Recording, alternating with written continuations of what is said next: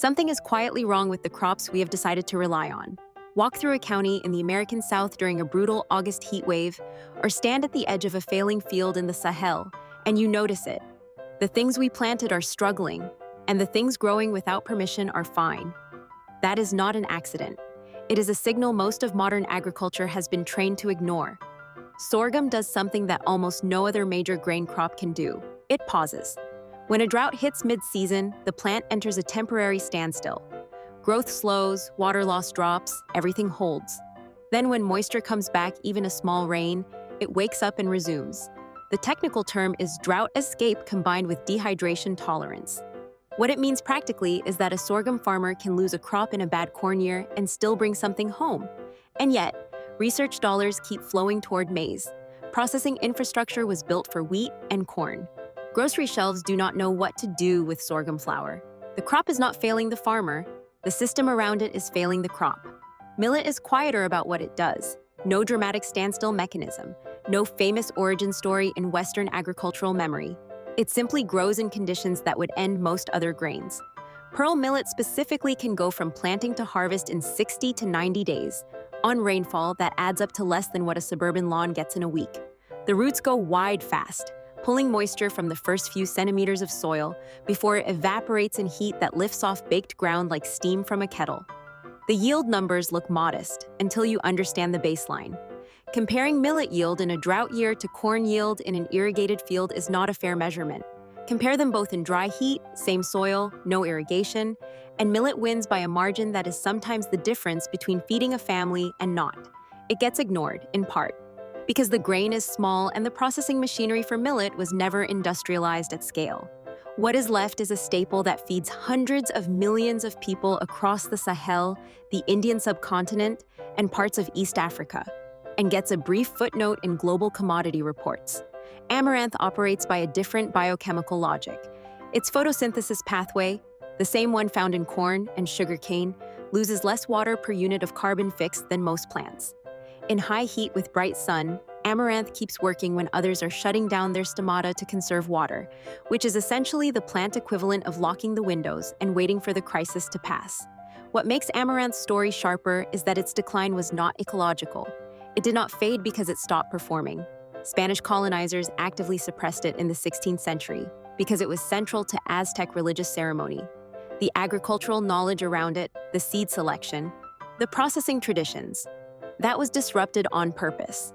What we are doing now, when we call it a rediscovered superfood, is really just catching up to something that was working fine until it was interrupted. There is a detail about cowpeas that tends to stop people when they hear it for the first time. The plant fixes its own nitrogen from the atmosphere, feeds itself, and leaves the soil richer than it found it, all while producing a protein-dense grain in heat that finishes most vegetable crops by mid-July. In sub-Saharan Africa, cowpeas are not an alternative crop or a specialty item. They are a foundation of food security for more than 200 million people. The mechanization problem is real and honest.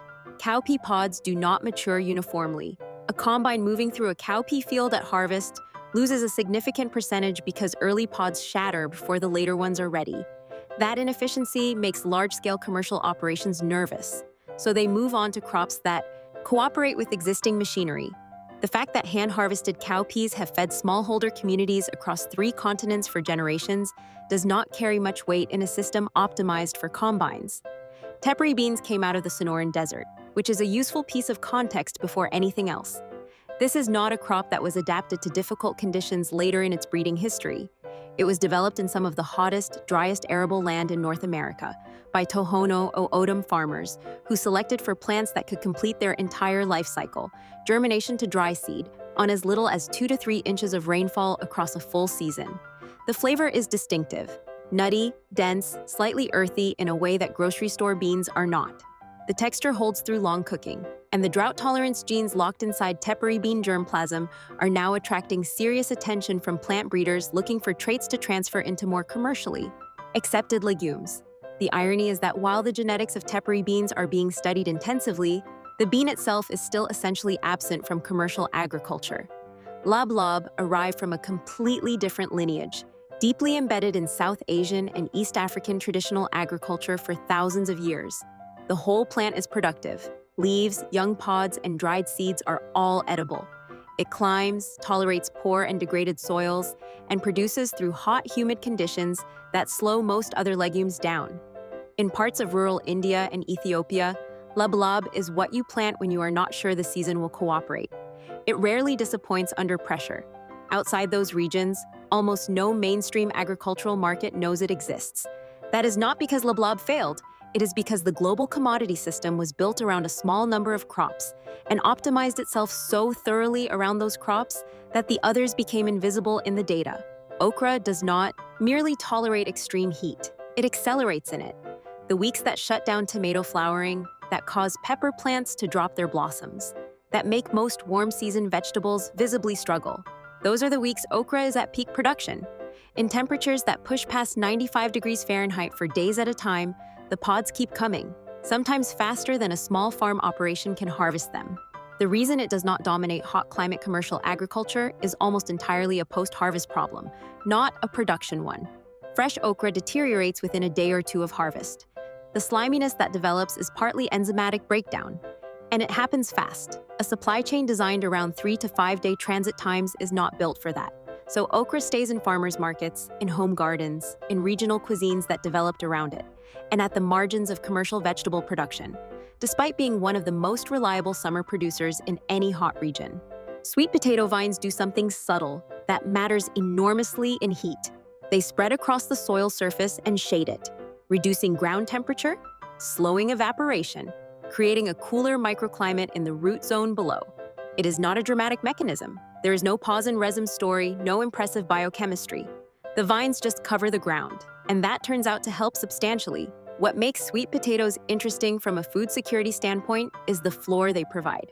A well-chosen variety in poor sandy soil with minimal rainfall will still produce something. Not a spectacular yield, but a real one. In a system that has trained farmers to optimize for ceiling yields in perfect conditions, the crops that offer a reliable floor in difficult ones tend to get undervalued. Sweet potatoes are a textbook case of that.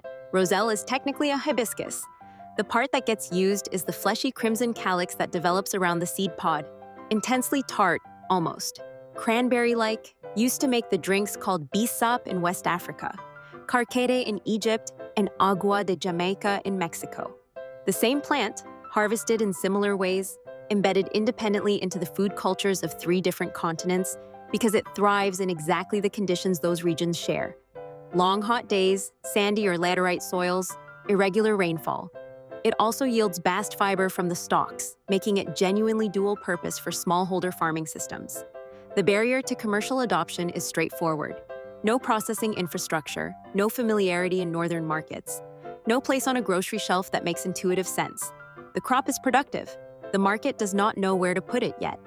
A moringa seedling planted at the start of a rainy season in degraded tropical soil can be several meters tall by the end of it. The root goes deep fast, urgently, almost, searching for water before the dry season closes back in. Cut the tree hard at the end of the season, and it comes back from the stump with the same speed the following year. This cycle of growth, hard pruning, and regeneration is how moringa gets managed across much of the Sahel and South Asia, and the nutritional density it produces from almost nothing, thin soil, minimal water, no fertilizer, is genuinely difficult to match in any other leafy crop. Dried moringa leaf powder has concentrations of vitamin A, vitamin C, calcium, iron, and complete protein that read more like a supplement label than a food ingredient. In communities with limited food diversity during dry seasons, moringa bridges that gap. Commercial agriculture has not built a scalable model around it. Not because the crop is difficult, but because the supply chain architecture for a fast-growing tree with a short leaf shelf life simply does not exist at industrial scale yet. Purslane is the plant most farmers actively remove from their fields. It is low-growing, succulent, fast-spreading, and thrives in Mekong, the hot, disturbed, dry ground that agricultural activity creates. Most people who see it know it as a weed.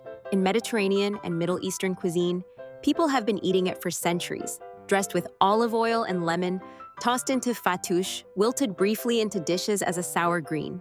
It is also, quietly, one of the most omega-3 rich plants that grow on land, at concentrations unusual for any terrestrial crop. The gap between its cultural status as an agricultural pest and its actual nutritional profile is striking. The mechanism of that gap is mostly unfamiliarity in the markets that drive research funding and crop development. Nobody is breeding improved purslane varieties because nobody in the commercial system is asking for them. These two are worth putting side by side because they solve the same problem from different directions. Malabar spinach is a vine, not a true spinach at all, that climbs in hot, humid conditions and produces mild, tender leaves. Through the summer weeks when real spinach has long since bolted and turned bitter. Kangkong, called water spinach or morning glory greens across Southeast Asia, grows so prolifically along waterways and in wet, hot conditions that managing its spread is sometimes the harder task. In the right climate, both of these outproduce any temperate leafy vegetable through peak summer heat without complaint. They are staple greens across Southeast and South Asia, eaten daily by hundreds of millions of people. In mainstream Western commercial agriculture, both are effectively unknown. The market gap for them in diaspora communities exists and is real, but the production infrastructure to serve that demand at scale has not developed to match it. There is a theme running through eggplant, bitter melon, and chili peppers that becomes visible when you stop treating them as separate entries and look at what they share. All three were domesticated and refined in hot, seasonally dry climates. All three carry flavor compounds that intensify under heat stress, and all three are central to the food cultures that developed in those climates. Not because they were the only option, but because the conditions that stress them also produce something distinctively good to eat. Eggplant handles temperature ranges that end tomato production entirely. When tomatoes drop blossoms and stop setting fruit in high heat, eggplant keeps going, the flesh deepening in flavor as the season extends. Bitter melon climbs trellises through tropical summers in conditions that would be brutal for most vegetables, its characteristic bitterness intensifying with heat and stress, which, in the cuisines that use it most, is exactly what is wanted. The bitterness is not a flaw, it is the point.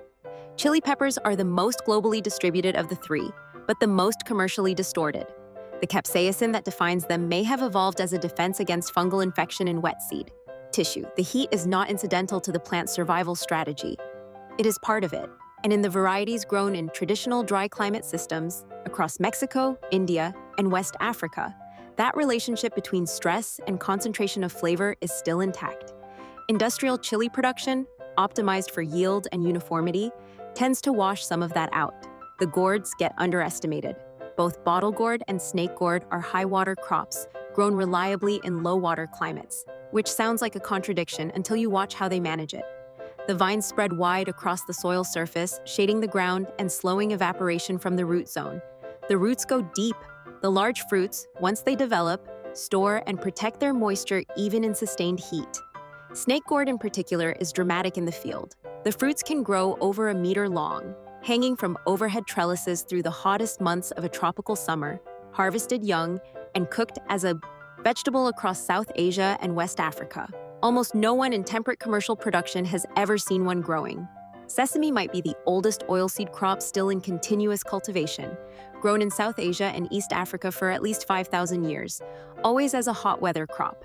It germinates in warm soil, grows through heat conditions that stress most oil crops, and matures in full summer without needing irrigation that canola or sunflower would require in the same conditions. The reason it remains essentially absent from industrial agriculture is specific and honest. The pods shatter when ripe, scattering seeds before a combine can reach them. Breeding for shatter resistance has made progress, but it is slow. Meanwhile, global demand for sesame keeps climbing. In food manufacturing, tahini, oil, and the production is still met largely by smallholder farmers, harvesting by hand in Ethiopia, Sudan, Myanmar, and India. The crop works. The machinery does not match it yet. Cassava is the caloric anchor of food security in hot climates across an almost improbable geographic range. Sub-Saharan Africa, tropical South America, Southeast Asia. It grows in acidic, nutrient-depleted soils that would produce nothing useful from corn or wheat. The storage roots function like a buffer. When drought hits, the plant slows, waits, and resumes when moisture returns. In calories produced per unit of water under stress conditions, very few crops match it. The post-harvest problem is real. Fresh cassava roots deteriorate within a day or two of harvest, before processing, as the starches begin to break down enzymatically. A supply chain built for grain crops cannot handle that. Processing, fermentation, drying, flour, solves it, but requires infrastructure and knowledge that commodity agriculture does not readily provide at the smallholder level. So cassava feeds hundreds of millions of people and barely registers in global commodity statistics. Taro operates by a completely different logic from cassava. It is a water-loving crop, traditionally grown in flooded paddies and along stream margins in hot, humid tropical environments. It does not share cassava's drought tolerance, but in the conditions where it thrives, it is irreplaceable. Across the Pacific Islands, taro is embedded in food culture at a depth that goes well beyond nutrition. It appears in ceremony, in language, in family relationships across generations. In West Africa, it is a staple for millions of people. In most global agricultural development literature, it receives a brief mention, and then the discussion moves back to rice. Most people think of watermelon as a commercially successful crop, and the seedless supermarket varieties are. But behind those uniform, pale-fleshed melons is a diversity of heat-adapted traditional varieties that modern breeding has quietly set aside. Egusi watermelons, grown across West Africa, primarily for their oil-rich seeds, citron melons, drought-tolerant and used for livestock fodder, and preserves across southern Africa. Small, intensely flavored heirloom varieties from the American South, selected over generations by farmers who needed them to perform in high heat and humidity. These exist, they grow well, and they are essentially invisible in commercial seed catalogs. The pressure of market standardization, uniform size, seedlessness, long shelf life, firm flesh for mechanical harvesting, bred the adaptable diversity out while keeping the recognizable name. What we call watermelon is now a narrow genetic slice of what watermelon used to be. Fonio stops people the first time they encounter it because the grain is so small it looks impractical. Then they hear the rest. It completes its life cycle from planting to harvest in as little as 6 to 8 weeks, in thin sandy Sahelian soil, on minimal rainfall, without fertilizer. And the amino acid profile, specifically the levels of methionine and cysteine, is notably more complete than most small grains. Chefs working with it describe the cooked grain as having a light, distinct texture that is genuinely hard to replicate with anything else. Its disappearance from broader food systems comes down to one bottleneck that was almost embarrassingly mechanical. Processing fonio by hand is tedious and time-consuming because the tiny grain is difficult to dehull without damaging it. Until recently, no machine existed that could do this efficiently at scale. That has changed. Dehulling technology for fonio has been developed and is being deployed in West Africa. The crop was waiting. It did not go anywhere. The infrastructure is finally arriving. Then there are the ones that exist outside any conventional agricultural category.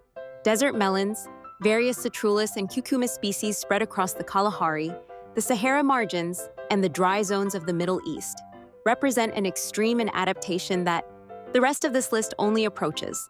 Some produce edible flesh, some are harvested primarily for seeds, some function as stored water sources in environments where surface water disappears for months. The San people of southern Africa have carried sama melons on dry season journeys across the Kalahari, not as food in the usual sense, but as water in a shell, the moisture locked inside the flesh accessible when nothing else is. There is almost no commercial agriculture built around these plants. The yields are modest, some varieties are barely palatable, but the genetics inside them, extreme drought tolerance, heat resistance, functional water storage in harsh conditions, are beginning to attract attention from breeders looking for traits to move into more productive crops. What was ignored as irrelevant background flora is quietly becoming a genetic resource. Baobab sits outside this conversation in one sense because it is not an annual crop. It is a tree, and sometimes an ancient one, living for hundreds or thousands of years in conditions that seem designed to prevent longevity. The trunk stores vast quantities of water. The canopy shades the ground around it. The fruit, leaves, and seeds are all edible and nutritious. Across the Sahel and southern Africa, Baobab has been a food source, a landmark, a communal gathering place, and a living record of time across multiple generations of the same families. What gets sold now in Western health food markets as Baobab powder, priced as a superfood novelty, is simply what communities in those regions have been eating and using for centuries. The tree did not need validation. It outlasted everything else around it. Modern farming did not ignore these crops because they stopped working. It ignored them because they did not fit the infrastructure, the supply chains, the machinery, and the market expectations that the system built itself around. That is a very specific kind of oversight. Not a failure of the crops, but a failure of imagination about which problems were worth solving. The climate those decisions were made in is no longer the climate we are farming in. That gap is closing fast, whether the system adjusts or not. If this made you think differently about what food production could look like, subscribe. There is more of this ahead.